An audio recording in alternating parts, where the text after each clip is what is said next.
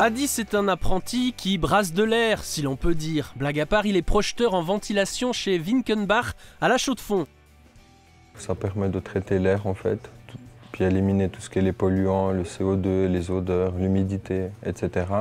Et puis après, ça peut nous permettre d'amener de la chaleur dans un local ou bien d'amener de l'air frais pour que les gens puissent travailler dans une bonne ambiance.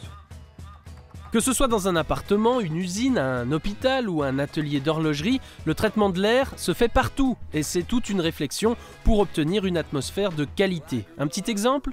C'est une installation, en fait, on a 4 types de monoblocs qui sont tous double flux, c'est-à-dire qu'on reprend de l'air neuf de dehors. Cet air, il est traité, il peut être chauffé ou refroidi, ça dépend du local où on va l'amener. Et par la suite, en fait, il sera pulsé et repris dans les locaux, retraité et puis ressorti en toiture afin d'être rejeté en fait, pour éliminer tous les polluants, etc. Bon là j'avoue on est un peu perdu, avec un dessin on y verra plus clair, enfin on espère. Sur la façade nord, là je fais une amenée d'air neuf, c'est pour ça que je l'ai dessiné en vert. Il passe dans un premier monobloc, cet air il est traité, il peut être filtré, chauffé, refroidi, humidifié, déshumidifié. Une fois qu'il est traité, on passe dans le réseau de pulsion ici en rouge. En bleu, on a l'air repris, donc l'air qu'on va reprendre dans le local. Par la suite, on a le brun, qui est l'air vicié. C'est l'air qu'on va rejeter en toiture une fois qu'il sera traité. Eh ben, c'est un sacré labyrinthe pour un apprenti de première année. Je suis allé voir sur place avec mon chef pour voir les locaux, comment ça se passe, etc.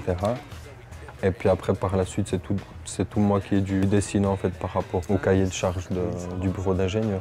Aller sur les chantiers fait donc partie intégrante de son métier. Donc en fait c'est un plan où on a réalisé les installations. Ces plans de révision, ils doivent correspondre entre les plans d'installation qu'on a réalisés et la réalité. D'accord. Alors hop, sans plus tarder, on se retrouve sur un toit, les pieds dans la neige, à prendre les dernières mesures. On va encore chercher les dernières petites modifications qu'on doit faire. Puis le plan de révision, c'est le plan définitif qu'on rend au client pour qu'il sache qu'est-ce qui a été posé et comment.